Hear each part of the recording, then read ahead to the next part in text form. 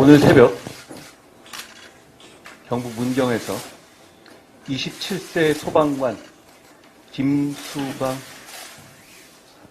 소방교, 35세 소방관 박수훈 소방관님께서 시민들을 구조하는 과정에서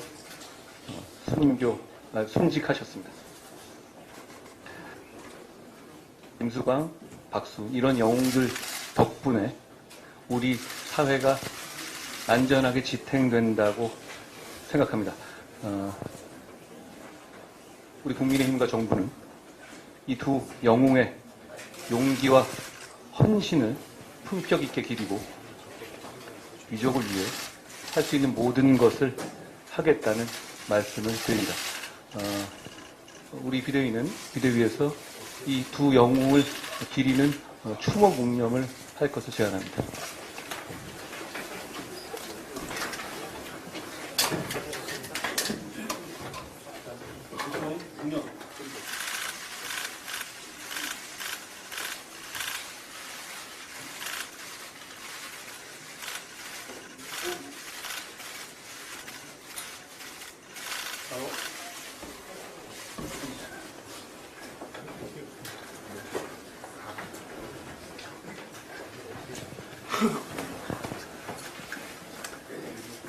정책에 관한 말씀 먼저 드립니다. 저희의 정책은 발표로 끝이 아닙니다. 그게 민주당과 다른 점이죠. 지난 24일에 숭실대학교에서 저희가 대학생분들과 만나는 과정에서 지금 진행 중인 1,000원의 아침밥 사업 관련한 지원에 대해서 약속드린 바 있는데요. 저희가 그 답을 진전 상황을 국민들께 보고드리겠습니다. 정부는 지금 지원되고 있는 1,000원의 아침밥 단가, 1,000원 지원되고 있는 것을 2배로 인상하기로 했습니다. 그리고 신청하는 모든 대학에서 사업이 이루어질 수 있도록 하는 방침입니다. 이건 공약이 아니라 그 공약의 실천을 말씀드리는 겁니다. 저희는 이번 총선의 공간에서 단순한 공약이 아니라 공약의 실천하는 과정도 국민 여러분께 소상하게 말씀드리도록 하겠습니다. 물론 예산만 충분하다면 더 지원해드려야 합니다. 영양가 있는 양질의 1인 식단을 구성하려면 적어도 5,000~6,000원 정도의 예산이 필요합니다. 지금은 어떤 구조냐면 정부에서 1,000원을 제공해드렸고 그러면 나머지 예산을 학교에서 다른 방법으로 조달하는 방식이었죠. 그러다 보니까 식사량에 제한이 있었고 학생들은 조금만 늦어도 이 아침밥을 이용하지 못해서 시작 시간에 달려가는 소위 오픈런 상황이 계속돼 있었는데요. 지금 2,000원을 물론 저희는 그 5,000원, 6,000원 다 제공해드리고 싶습니다만 예산상의 상황, 세금의 우선순위 등을 감안할 때 저희가 당장 할 수 있는 것을 먼저 하겠다는 겁니다. 1,000원을 제공되던 것을 2,000원으로 바로 늘리도록 하겠다는 말씀을 드립니다. 어제도 말씀드렸고 그 이전에도 제가 말씀드렸지만 우리 당은 경기도에 사시는 우리 동료 시민들의 실질적인 삶을 개선하기 위해서 행정구역의 재편이 필요하다는 점에 공감합니다. 그 방향이 단순하게 서울로 편입되기를 원하시는 지역의 정책을 지원하는 것뿐 아니라 각 지역에서 원하시는 방향을 모두 지원하겠다는 방침이라는 점을 말씀드립니다. 지금까지 주로 민주당이 많이 말씀하셨던 경기 분도 역시 저희도 정책적으로 적극적으로 정부 여당으로서 추진하겠다는 말씀을 드립니다.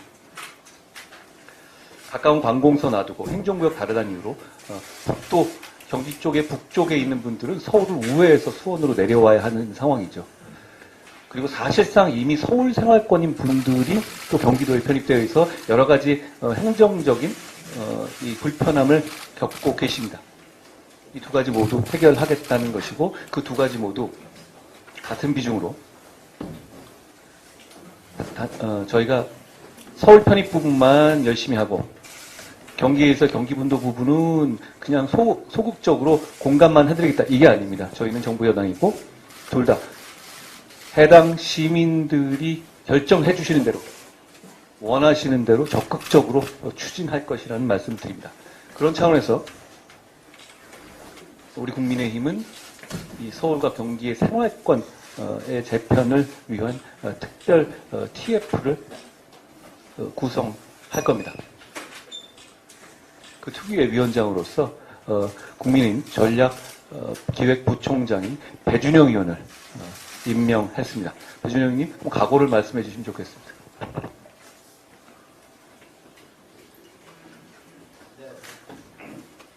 네, 배준영 전략기획부총장입니다. 경기도민의 삶이 더 편리해지고 풍요로워지도록 하는 일을 우리 국민의힘이 하겠습니다. 제가 이 세 가지 법안을 보여드리겠습니다. 이 세 가지 법안은 김포 그리고 구리, 하남시의 법안을 저희가 이미 법안을 냈습니다. 그래서 이 불씨를 다시 살려서 우리가 반드시 우리 경기도민이 원하는 대로 바라는 대로 그런 삶을 만나는 데 최선을 다하겠습니다. 저희가 비공개 회의로 들어가면 이 부분에 대해서 우리 비대위원님들의 의견을 묻고 저희가 의결을 하도록 하겠다는 말씀도 드립니다.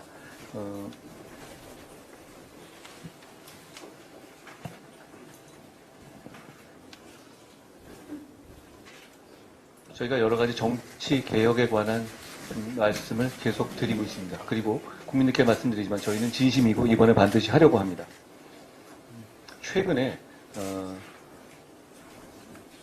물가 인상률이라든가 공무원 급여 인상률과 관리에 연동돼서 의원의 이 세비를 인상하는 것과 관련해서 국민들께서 여러 가지 비판을 해주시는 것으로 알고 있습니다.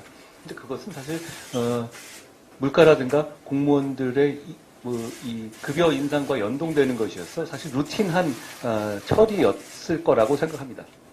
다만 이 기회에 저는 세비 문제에 대해서 한번 제안을 드리고자 합니다. 이 문제는 지금까지 우리가 냈던 정치개혁과는 좀 다르게 아직까지는 제 개인의 생각입니다. 제언을 드리는 것이고 논의해봐 주시고 진영과 관계없이 논의해봐 주십사 말씀드리는 겁니다.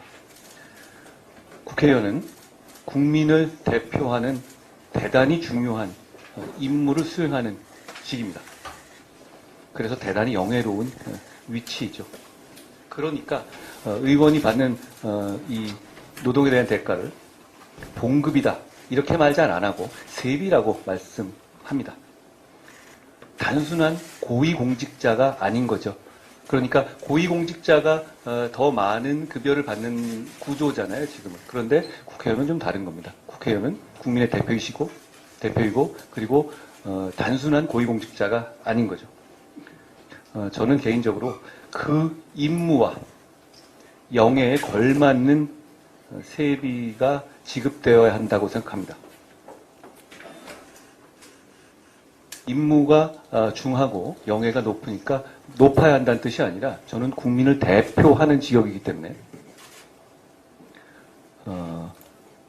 국민 상징적으로 우리 국민들 중위소득에 해당하는 정도의 액수를 세비로 받는 것이 어떨까 하는 생각을 예전부터 해왔습니다. 여러 가지 생각이 있으실 겁니다. 이 부분에 대해서는 제가 당내에서도 충분한 의견을 수렴한 문제는 아닙니다. 다만 이게 한 번에 해결될 문제가 아니기 때문에 제가 제언 드리는 겁니다. 국민을 대표하시는 자리이기 때문에 그 정도 액수를 받는 것에 대한 상징성도 있다고 생각합니다. 우선 제 개인 생각이지만 여야의 진영을 넘어서 국민 눈높이를 감안해서 진지하게 논의하자는 말씀을 드립니다. 왜냐하면 우리는 의원이 되고자 하는 분들은 단순한 직업이 아니라 국민에게 봉사하고 헌신하기 위해서 이 길에 나선 거기 때문에 이 부분에 대해서 서로 진지하게 얘기해 볼 필요가 있다고 생각합니다. 국민들께서도 제가 드리는 이 의견에 대해서 고견을 주시면 좋겠습니다. 오늘 말씀은 저는 이 정도 하겠습니다.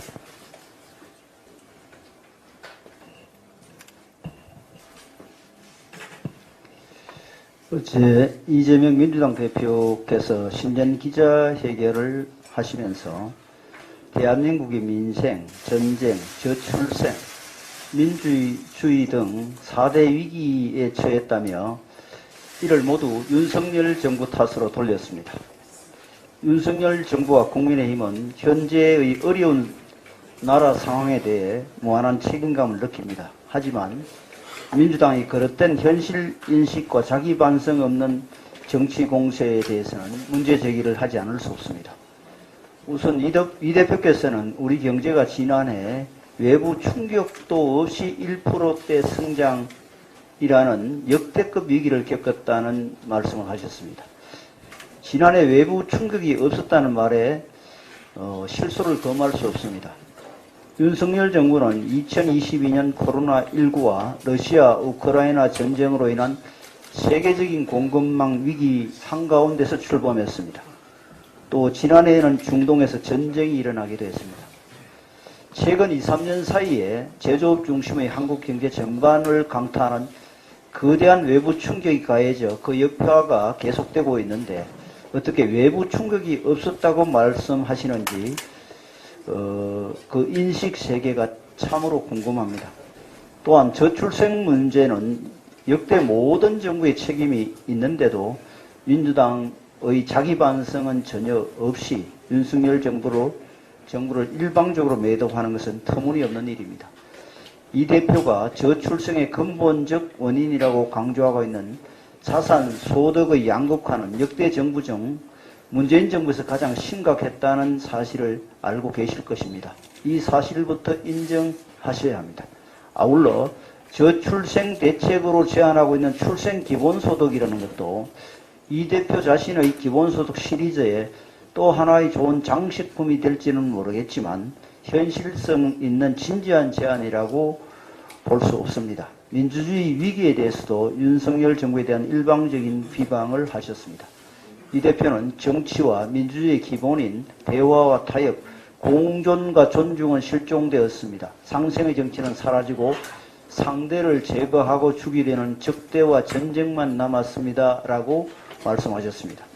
이러한 정치를 만든 장본인은 다수 의석의 횡포를 통한 당대표 방탄 정치로 일관한 민주당 아닙니까? 민주당은 윤석열 대통령이 취임한 직후부터 틈만 나면 대통령 퇴진과 탄핵을 입에 올렸습니다. 온갖 괴담과 가짜뉴스를 동원해 제2의 광우병 사태를 일으켜 정부를 흔들려고 했습니다. 의회 민주주의 절차와 관례를 짓밟으며 입법 폭주를 통해 총선용 포퓰리즘 법안과 위헌적 법안을 강행 통과시켰습니다. 민주당의 팬덤 정치와 정오의 정치는 당내 민주주의도 질식시키고 있습니다.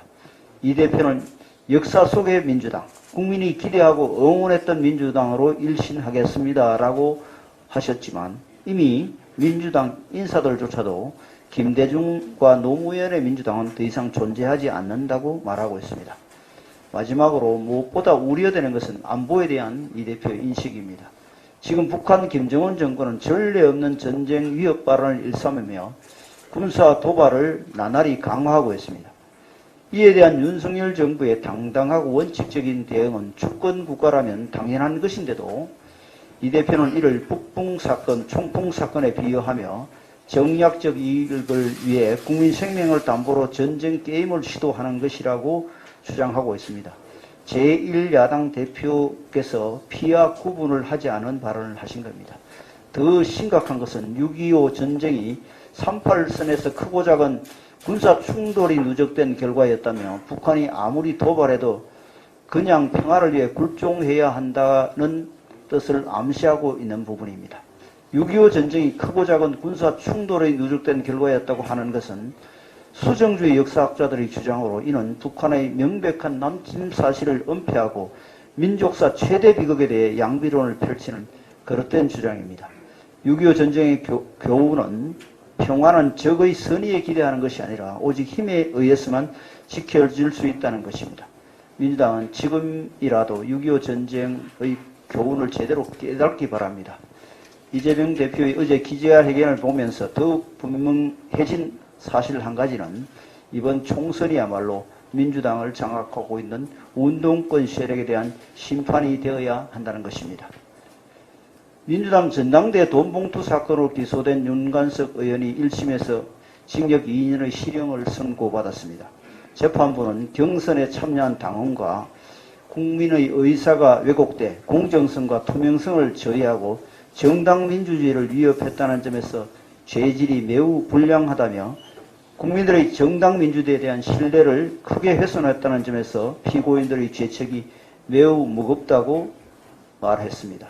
이번 판결은 민주당 전당대 돈봉투 사건에 대한 첫 번째 1심 선고로서 유죄 판결이 난 만큼 민주당은 국민들께 공식적으로 사과해야 할 것입니다. 아울러 이 사건의 정점에 있는 송영길 전 민주당 대표도 민주당 위성정당을 만들기 위한 옥중 정치를 중단하고 조용히 재판 절차를 따라야 할 것입니다. 또한 윤관석 의원으로부터 돈 봉투를 받은 의원들 역시 거취를 결정해야 할 것입니다. 한두 사람도 아니고 20명 가까이 되는 사람들이 이미 유죄 판결이 난 범죄 사건에 연루된 채 4월 총선에 나간다는 것은 유권자의 올바른 선거권 행사를 방해하는 것으로 민주주의 국가에서 있을 수 없는 일입니다. 민주당도 이 문제를 의원 개개인에 맡길 것이 아니라 국민에 대한 민주적 책임이란 차원에서 당 차원의 특별한 조치를 취해야 할 것입니다. 이 사건은 민주당의 당직자 육성 녹취록에서 비록된 것으로 민주당이 전가의 보도처럼 휘두르는 기획수사, 정치 탄압 같은 억지조차 부릴 수 없는 사건입니다. 총선 불출마나 공천 배제 등의 방법으로 문제를 해결해야 할 것입니다. 예, 제가 한마디만 더 드리겠습니다. 우리의 공천 기준, 그리고 민주당의 공천 기준에 대한 것인데요. 공금 법화 횡령, 만취 음주운전, 혐오 욕설, 위증교사, 대장동 토착비리, 백현동 토착비리, 성남FC 뇌물, 거짓말로 인한 선거법 위반 등등. 사실 그런 각각의 비위를 저지르는 사람들은 현실 세계에 사실 드물지만, 아주 드물지만 존재합니다. 그런데 이재명 대표가 정말 놀라운 것은 이걸 다 한 사람이 했다는 겁니다. 국민의힘에서 이재명 대표 같은 분이 공천 신청을 했다면 저는 국민의힘에서 절대로 공천받지 못할 것이라고 확신합니다. 그런데 민주당의 공천 시스템은 이걸 적격이라고 판정할 겁니다. 공천, 국민을 위한 국민의 눈높이에서의 공천을 누가 하는지 이거 하나로 자명하다고 말씀드리겠습니다. 또 한 가지는 이재혁 대표님께서 말씀하셨지만 그런 수정주의 역사관, 그러니까 6.25의 발발 책임이 서로 티격태격하다가 어쩌다가 난 거다, 이런 식의 역사 왜곡을 공당의 대표가 한다는 것에 대해서 개탄하지 않을 수 없습니다. 이건 왜냐하면 의견의 영역이 아니기 때문입니다. 과거의 소련 문서가 이미 다 공개되어 있지 않습니까? 그게 얼마나 계획적으로 소련과 북한의 김일성이 사전에 계획해서 벌인 일이라는 점에 대해서 미국의 문서가 아닙니다. 소련의 문서로 이미 당시 구소련의 문서로 이미 공개되어 있는 사실입니다. 그런 사실 자체를 왜곡하는 것에 대해서 우리는 책임 있는 정당으로서 민주당의 반성과 국민에 대한 설명을 요구합니다. 어제 연금개혁 공론화위원회가 출범했습니다. 진심으로 환영합니다. 국민이 직접 수기하고 결정을 내리는 공론화의 첫발을 디딘 만큼 지속 가능한 연금, 상생의 개혁안이 도출될 수 있도록 지혜를 모아주시기 바랍니다. 연금 개혁은 더 이상 미룰 수 없는 절체절명의 과제입니다. 특히 저출생 고령화라는 급격한 인구구조 변화를 겪고 있는 현실 속에서 논의가 미뤄지면 미뤄질수록 미래 세대의 부담만 눈덩이처럼 불어나게 됩니다.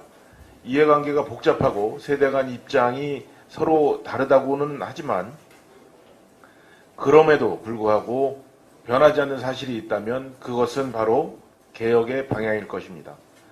그리고 관건은 사회 구성원 모두가 얼마나 고통 분담을 할 것인가가 될 것입니다.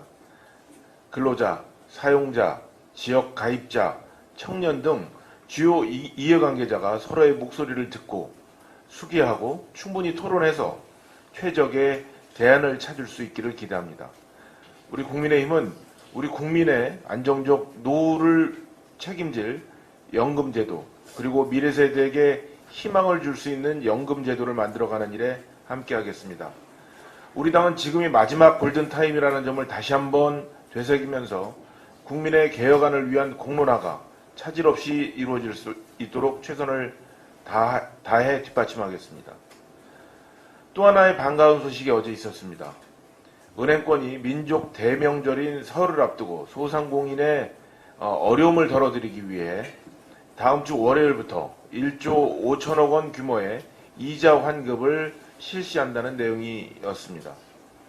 지난달 은행권에서 민생금융 지원 방안을 발표할 당시 우리 당에서는 최대한 신속하게 준비해달라고 당부의 말씀을 드린 적이 있었는데 은행권이 이에 화답해 주신 데 진심으로 감사를 드립니다. 소상공인 말고도 지원을 애타게 기다리고 계시는 분들이 많으실 것입니다. 서민, 청년 등 취약계층을 대상으로 한 은행권의 6천억 원 규모 지원도 하루속히 이루어질 수 있도록 속도를 내주시길 바랍니다. 또한 중소금융권을 이용하는 소상공인 분들도 조속한 시일 내에 혜택을 받을 수 있도록 준비해 주실 것을 부탁드립니다. 중소금융권은 은행권처럼 자체 재원으로 지원하는 것이 어려운 상황이었으나 그간 우리 당과 정부가 긴밀한 소통과 협력을 통해 작년 12월 21일 중소금융권에서도 소상공인 이자환급 예산 3천억 원을 확정한 바 있습니다. 신속히 준비하여 소상공인들의 고금리 고통을 조금이나마 덜어주시기 바랍니다. 아울러 차제에 소상공인 금리 부담을 경감할 방안도 함께 마련해 주셨으면 합니다. 지금보다 낮은 금리로 대출을 갈아탈 수 있도록 하는 저금리 대안 프로그램을 촘촘히 설계해 얼어붙은 서민경제에 온기를 불어넣어 주실 것을 기대합니다. 앞으로도 우리 국민의힘은 민생을 살리는 일에 동료 시민의 더 나은 미래를 위한 일에 최선의 노력을 다해 나가겠습니다. 정부와 금융권도 합심해서 민생경제 회복에 불씨를 지펴주시기 바랍니다.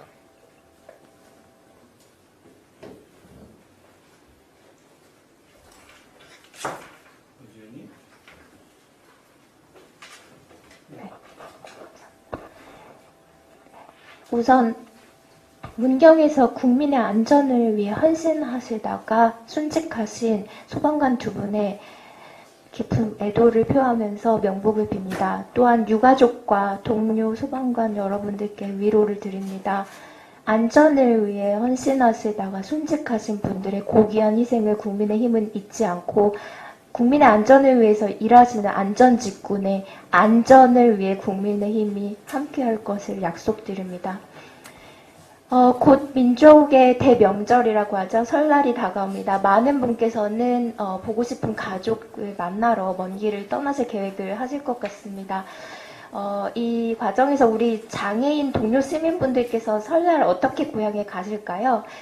장애인 콜택시와 같이 이동에 어려움이 있는 중증 장애인을 위해서 운행 가능한 것들 또 개조를 하기도 합니다. 이런 다양한 차량을 특별교통수단이라고 합니다. 장애인이 고속철도나 항공을 통해서 이동을 해서 또 역에 내리시고 그 후에 고향집으로 이동하려면 그 지역의 특별교통수단을 이용해야 합니다. 예를 들어서 제가 서울에 사는데 제가 할머니를 뵈러 부산에 가야 됩니다. 그러면 부산 KTX역이나 아니면은 김해공항 등에 내려서 분명히 그 집에까지 가야 되는 길에 특별교통수단을 이용하게 되는데요.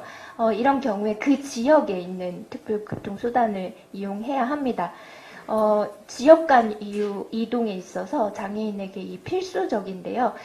이 현황을 살펴보니까 2021년 국토교통부 조사에 따르면 지역 간 이동에 있어서 특별교통수단 이용률이 5.3%로 매우 저조하게 나타납니다. 이것은 이용을 하기 싫어서 이렇게 저조해진 것은 아니고요. 해당 지역의 특별교통수단을 이용하기 위해서는 복잡한 이용 등록 절차를 거쳐야 합니다. 또한 그리고 그 지자체마다 일정 기간마다 등록을 갱신해야 하기도 하고요. 굉장히 복잡하고 오래 걸리는 절차가 있습니다. 물론 지난해 전국 모든 지자체가 동일한 특별교통수단 운영 기준을 갖도록 하고 환승 없이 한 번에 이동 가능한 특별교통수단 운행 범위를 확대하도록 하는 법령이 개정되어서 시행되고는 있습니다. 그러나 거주지와 가까운 지역이 아니면 등록 절차를 거쳐서 환승해야 하고 지자체마다 또 그 규정도 달라서 여전히 현장에서는 혼선이 일어나고 있습니다. 우리 국민의힘은 장애인의 자유로운 이동권을 보장할 수 있도록 지역 간 이동 격차 해소에 힘쓰겠습니다. 장애인이 어디든지 특별교통수단 이용 예약을 원활하게 할 수 있도록 데이터를 공유해서 이동 등록 절차를 간소화하고 전국 통합 예약 서비스를 구축해서 장애인의 지역 간 이동을 편안하게 만들겠습니다. 이동은 굉장히 자연스러운 것입니다. 누구나 이동의 자유를 누릴 자격이 있습니다. 장애인도 마찬가지겠죠. 모든 장애인이 우리 사회의 동등한 동료 시민으로서 자유롭게 격차 없이 다른 지역으로 이동할 수 있도록 그리고 모든 시민의 귀성길이 불편함과 불가능이 아닌 설레임으로 다가올 수 있도록 저와 국민의힘이 함께 하겠는데 사실 이게 제가 공약으로 드린 거긴 한데 제 공약이 사실 이루어지려면 저희가 총선에서 승리를 해야 합니다. 하지만 제가 그걸 기다리기가 약간 좀 제가 어떻게 될지 모르니까 그래서 제가 지금부터 진행하려고 하고요. 이런 것들은 지금 저의 자리에서도 가능한 것 같습니다. 부처와 지자체에 많은 협조 부탁드리고요. 그리고 중간중간 여러분께 그 진행 상황도 공유해서 저희가 실천 불가능한 공약을 내놓는 국민의힘이 아니라 공약 내놓기 전에 실천하는구나를 제가 보여드리겠습니다. 감사합니다. 지금 말씀하신 것만 돼도 많이 달라질 것 같습니다. 저희가 다 같이 한번 챙겨보죠. 예.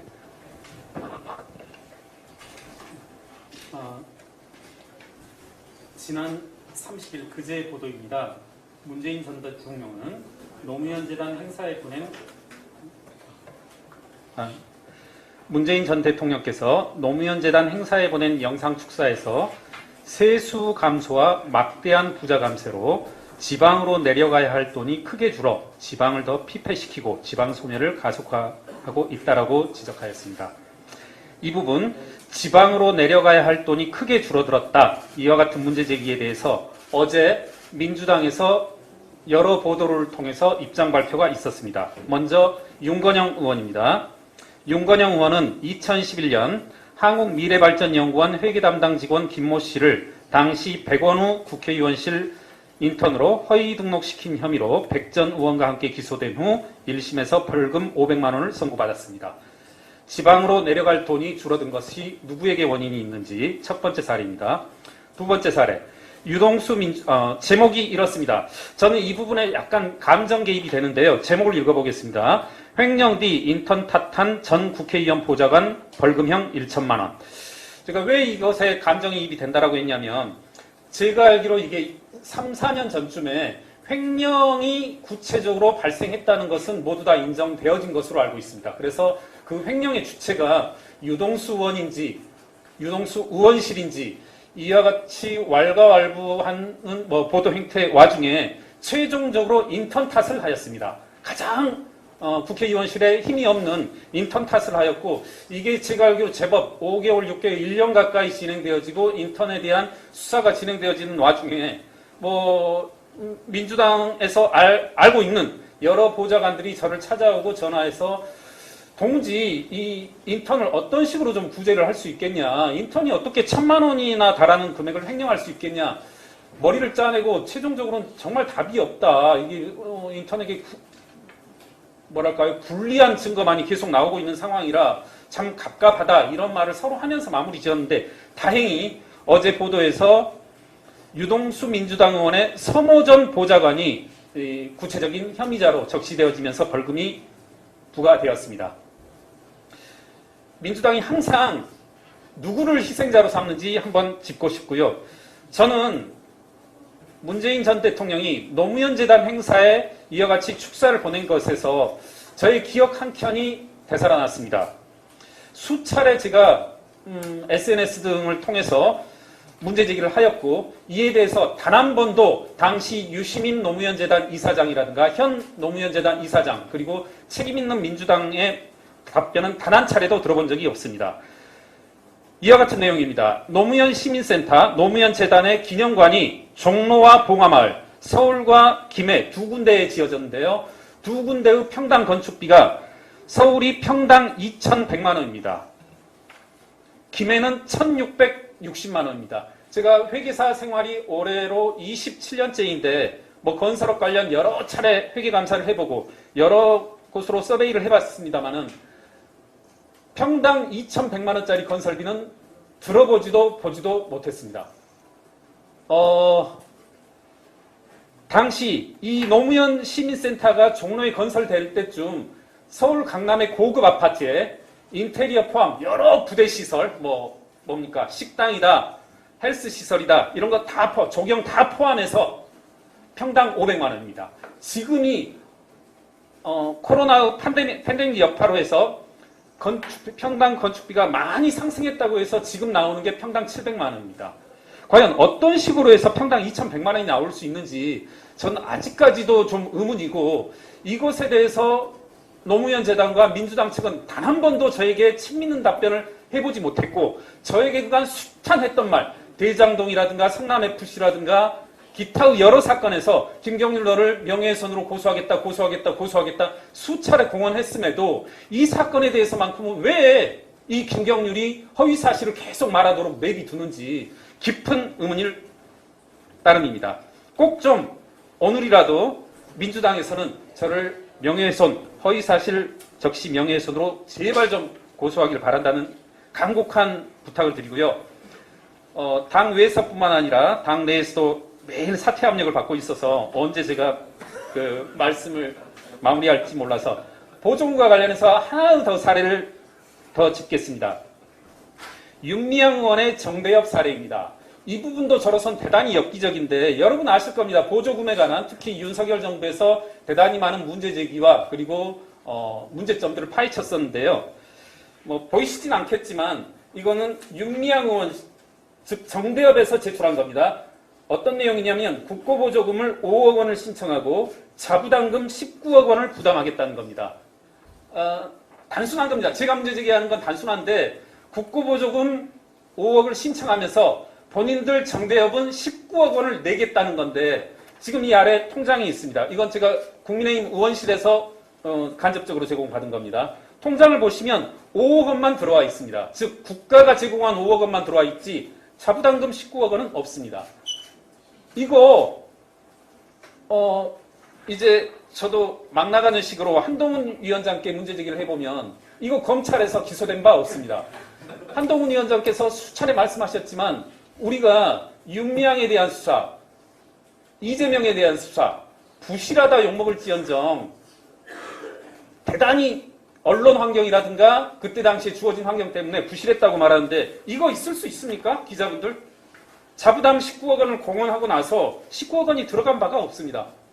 네, 제발 좀 민주당은 저를 허위사실 유포로 고소 부탁드립니다. 마치겠습니다.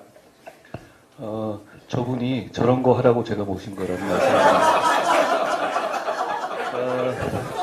제가 이번 우리 선거의 시대 정신을 소위 말하는 86의 특권 정치의 청산이라고 말씀드렸지 않습니까? 저는 그냥 그런 86이라는 사람들이 미워서 그러는 것이 아닙니다. 이분들이 수십 년째 운동권 경력으로 끼리끼리 주고받으며 특권 정치를 기득권으로 계속 해오는 과정에서 이분들이 부패해졌기 때문입니다. 그리고 국민들께 도움이 되는 정치를 하지 않고 있기 때문입니다. 송영길, 윤건영, 김민석, 윤미향, 서영교 이런 분들이 과연 우리 대한민국의 2024년에 맞는 청렴한 기준에 충족되고 있는 사람입니까? 그렇지 않습니다. 그렇지 않는 게 이미 드러나 있고요. 그러면 그런 분들이 왜 계속 이 대한민국의 정치를 좌지우지해야 한다는 것인지 제가 묻는 것입니다. 얼마 전에 제가 우상호 의원이신가요? 그분께서 하는 말을 들었습니다. 제가 그 말씀을 듣고서 저분은 저렇게 생각하는 한 부분이 있었거든요. 그분이 불출마 선언하셨잖아요. 그러면서 그래 나는 그만하는데 아직까지 이런 거 못 해본 86 운동권들이 계속 하겠다는 거는 아니 이 사람들은 억울하지 않냐 이런 투도 말씀을 하시더라고요. 이분들은 자기들을 위한 정치를 하는구나 라는 생각을 제가 그 말을 듣고 했고 이 운동권 특권 정치가 그런 차원 그러니까 부패했기 때문에 그리고 자기들끼리 정치를 하기 때문에 그런 차원에서 청산해야 한다라는 생각을 제가 다잡았습니다. 그 말씀을 드립니다. 안녕하세요. 고자룡입니다. 방금 김경률 위원님 말씀 정말 잘 들었고 아마 민주당 쪽에서는 고소 못할 겁니다. 그리고 만약 고소가 들어왔을 때 역으로 무고로 잡아내기 위해서 저도 들어와 있습니다. 저도 함께 힘 합쳐가지고 진실을 밝히겠습니다. 어제 이재명 대표의 신년 기자회견을 보면서 정말 참담한 마음을 금할 수가 없었습니다. 부패 정치인, 국민보다 자신의 방탄이 우선인 정치인이 저렇게 행동하는구나. 그 모습을 굉장히 적나라하게 드러냈습니다. 국민을 위해서 꼭 필요한 알맹이 있는 논의는 싹 빠지고 그 시간을 음모론과 혐오 발언, 증오 발언으로 일관하는 것을 보고 정말 이런 정치가 아직도 마지막 산소호흡기를 달고 있어야 되겠는가 이런 참담한 마음을 금할 수가 없었습니다. 이재명 대표께서는 선거제 확정 안 하실 겁니까? 본인 방탄 때문에 여러 가지 계산하는 거 알겠는데 국민을 위해서는 그렇게 하면 안 됩니다. 예를 들어서 관람객이 무슨 전시 보는지도 모르고 티켓 예매해야 되겠습니까? 모나리자 걸려있을 줄 알고 예매해서 들어갔는데 이재명 대표 사진만 걸려있으면 얼마나 분노하겠습니까? 왜 우리 유권자들을, 우리 국민들을 그런 상황으로 몰아넣는지 이해할 수가 없습니다. 이런 얘기를 회피하기 위해서 쏟아내는 것은 결국은 할 줄 아는 거, 음모론, 혐오 발언, 증오 발언, 또 이것으로 일관하면서 누군가를 악마화하고 시간을 때우고 있습니다. 이런 정치 정말 끝나야 됩니다. 하지만 이것에 대해서 민주당도 스스로 끝내고서 살아날 기회는 있습니다. 제가 정말 모르실까봐 알려드리는데 이재명 대표는 컷오프 기준을 모두 충족했습니다. 정말 컷오프 유망주입니다. 그럼에도 불구하고 아직 모자란다고 생각하실까봐 알려드리는데 어제 증오 발언, 음모론, 혐오 발언 또 쏟아냈습니다. 컷오프 기준을 한 번 더 충족했습니다. 민주당 공관위에서 이것도 아마 모르실까봐 제가 한 번 더 알려드립니다. 그런데도 아마 외면하실 겁니다. 컷오프 못하실 겁니다. 곁달 사당됐기 때문에 못하실 거 잘합니다. 그러면 이재명 대표에게도 정말 정치인으로서 단 하나 좋은 일 할 수 있는 기회가 남아있음을 알려드립니다. 이재명 대표는 어제 죽이는 정치 이제 끝내야 된다라고 말했습니다. 그런 마음이 진심이시면 남 얘기할 게 아니고 남에 대해서 음모론 퍼뜨릴 게 아니라 모든 문제의 원인인 본인께서 정계 은퇴하시면 됩니다. 근데 뭐 그러실 리도 없다는 거 잘 압니다. 저는 두 가지 민주당이 살아날 수 있는 방법 말씀드렸는데 그러실 리가 없기 때문에 우리 국민의힘의 책임이 더 크다는 것을 한 번 더 깨닫게 됩니다. 이번 선거는 86 정치인, 거기에 결합한 개딸 정치, 거기에 올라탄 이재명이라는 정치인의 나쁜 정치를 끝내는 선거입니다. 저희는 그런 사명감을 가지고 반드시 승리하겠습니다. 감사합니다.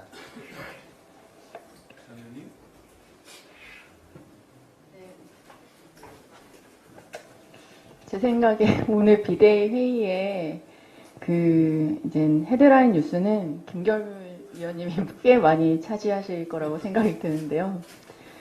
네. 저는 사실 지금 구자룡 위원님이나 김경률 위원님이 말씀하신 이재명 대표의 발표 내용을 전혀 보지 못했습니다. 왜냐하면 관심이 없기 때문이죠. 그래서 어떻게 보면 저희가 이야기하는 것들이 실제로 저희 동료 시민들에게 얼마나 이제 관심을 불러일으키느냐, 그리고 그것들을 얼마나 더 자극적이고 강하게 얘기해서 이슈화 시키느냐라는 거에 저희가 같이 휘둘리거나 하지 않았으면 하는 바람도 있습니다. 저는 여전히 정책에 대해서 이야기하겠습니다. 그래서 제가 항상 정책에 대해서 이야기하지만 그래도 이 내용들이 사실은 잘 기사화되지 않습니다. 그럼에도 불구하고 우리는 우리가 해야 할 일들을 계속 또 해야 되기 때문에 네, 저는 정책에 대해서 다시 한번 말씀드리겠습니다. 우리 당은 지난주에 저출생 관련 정책을 2차례에 걸쳐 발표를 했죠. 육아휴직 급여나 신학기 지원금 등의 비용에 중점을 둔 공약이 대부분 기사의 헤드라인을 차지했는데요. 사실 저희 당에서 이야기하는 비용에 대한 지원은 최소한의 필요 조건이고 우리 당의 공약의 핵심은 결혼과 출산 그리고 육아를 선택함에 있어서 두려움을 없애고 내가 나답게 살 수 있고 내가 믿는 가치에 따라서 아이를 양육할 수 있다는 믿음을 주겠다. 그것이 바로 핵심입니다. 우리 당은 기업 문화의 개선 그리고 우리가 일하는 환경 유연근무제 등을 계속해서 말씀드리고 있습니다. 그리고 육아동행 근무제라는 중소기업에서도 동료가 육아휴직이나 단축근무를 사용했을 때 그 업무를 같이 하는 동료에게 인센티브를 주는 제도도 말씀드렸습니다. 정말 좋은 제도들을 많이 말씀드렸는데 실효성에 대해서 우려를 하신 분들도 많이 계십니다. 왜냐하면 남성 육아휴직은 아직 전체 중에 30%에 불과하고 중소기업 중에서는 역시 약 50% 정도가 사용이 잘 안 되고 있기 때문이죠. 여기서 저는 한 가지 제안을 드립니다. 이런 저희의 문화, 조직 문화, 그리고 일하는 환경, 저출생에 관한 문화, 이야기들은 단지 정책만으로는 어려울 수 있습니다. 왜냐하면 나는 결혼도 안 하고 아이도 안 낳을 텐데 육아휴직하는 직원들에 대한 업무를 내가 왜 부담해야 돼? 라는 그런 피해 의식들이 오히려 이 문화를 만들기 더 좋은 문화를 만드는 데 있어서 약간의 방해가 되기 때문이죠. 일가 가정의 양립이 중요하다고 말하면서 정작 자녀 출산과 돌봄으로 인해서 생긴 업무 공백을 받아들이지 못하는 직장 동료와 상사들이 있습니다. 저는 자신들이 그 경험을 누리지 못했더라도 나의 후배가, 동료가 주변 동료나 상사들의 눈치를 보지 않고 당당하게 저희 정책에 의해서 생겨진 제도들을 쓸 수 있도록 그 환경을 만드는데 모두 다 같이 동참했으면 하는 바람이 있습니다. 저희가 이야기하는 격차는 사회 시스템에만 있는 것이 아닐 수 있습니다. 우리 마음속에도 나와 상대방을 구분해서 다른 선택을 하는 사람들을 비난하는 것이 격차를 만들어내는 것일 수 있습니다. 저는 진심으로 우리 마음속에 있는 격차부터 없애나가길 바라겠습니다. 이상입니다. 예, 역시 이런 모습 때문에 저희가 장소정 의원님을 모신 겁니다. 그리고 그럼에도 불구하고 우리 국민의힘을 찍어주실 거죠? 네. 비대위원 한지아입니다. 특별교통수단은 너무나도 중요하고 쉽게 풀릴 듯한데 정말 오랫동안 난제라는 생각이 듭니다. 이번에는 특별교통수단에 있어서 전국망 그리고 일원화된 플랫폼이 좀 만들어져서 구현이 될 수 있었으면 좋겠고 저도 최대한 기여하도록 하겠습니다. 대한민국은 언제나 위기라고 사람들은 이야기합니다. 위기가 아닌 적이 한 번도 없습니다. 물론 지금 당면한 문제들은 많습니다. 하지만 위기론으로 지금 한국이 일궈놓은 것을 모두 부정하는 것은 우리의 저력, 각자의 자리에서 묵묵히 내일을 위해서 일하고 있는 국민들을 너무나도 과소평가하는 거라고 생각합니다. 언제나 정부도 있었고 정치도 있었습니다.